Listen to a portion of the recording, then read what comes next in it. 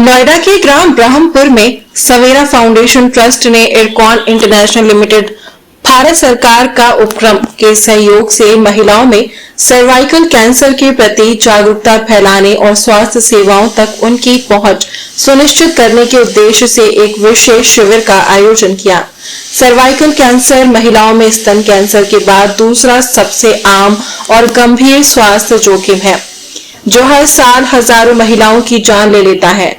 इस शिविर का उद्देश्य विशेष रूप से वंचित समुदाय की महिलाओं को इस बीमारी की गंभीरता और नियमित जांच के महत्व से अवगत कराना था। सर्वाइकल कैंसर, जो गर्भाशय ग्रीवा की परत में असामान्य कोशिकाओं की वृद्धि से उत्पन्न होता है, अक्सर शुरुआती चरणों में बिना किसी लक्षण के विकसित होता है। स्वास्थ्य विशेषज्ञों के अनुसार HPV यानी ह्यूमन पैपिलोमा वायरस संक्रमण इसके प्रमुख कारणों में से एक है, जो गर्भाशय की कोशिकाओं को नुकसान पहुंचाकर धीरे धीरे कैंसर का रूप ले सकता है। इस शिविर में विशेषज्ञों ने महिलाओं को कैंसर के शुरुआती लक्षणों को समझने, नियमित परीक्षण कराने और इस बीमारी से बचाव के उपायों के बारे में जानकारी दी।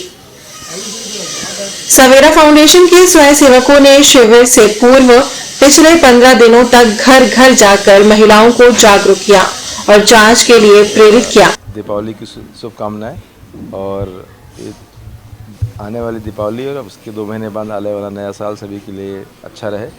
और ये सवेरा ट्रस्ट और फाउंडेशन की तरफ से बहुत ही अच्छी पहल है, जो कि एक ऐसी बीमारी जिसकी रोकथाम संभव है अगर इसका टाइम से इसकी पहचान कर ली जाए।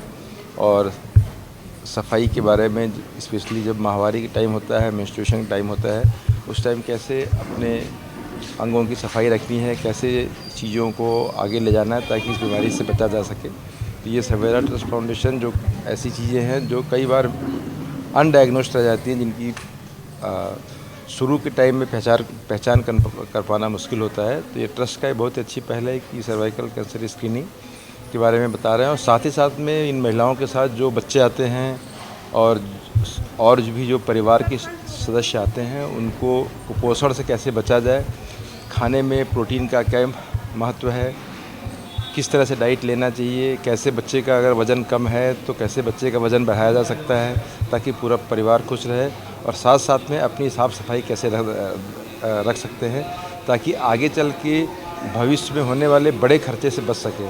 क्योंकि अगर भविष्य में आदमी का जिस चीज़ का इलाज मात्र कुछ रुपयों में संभव है, कुछ सालों बाद अगर ये डिटेक्ट नहीं हो पाया तो कई लाख रुपए खर्च हो सकते हैं। इससे परिवार और गरीबी की तरफ जा सकता है। तो एक बहुत अच्छी पहल है कि इसको शुरू से इसको पहचान करके और आदमी के स्वास्थ्य के साथ साथ उसके सामाजिक और आर्थिक स्तर को भी सुचारू रूप से ठीक किया जा सकता है।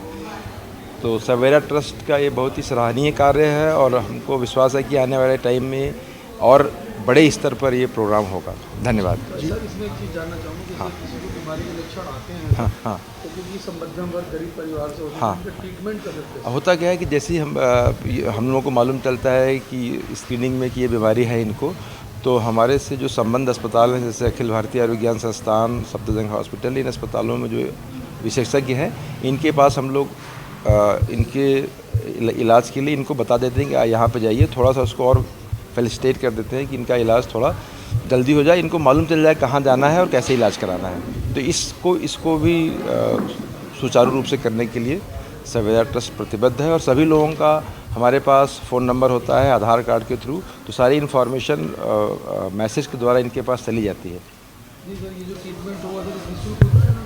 सरकारी अस्पतालों में मोस्टली सारी इलाज जो है वो निःशुल्क होते हैं।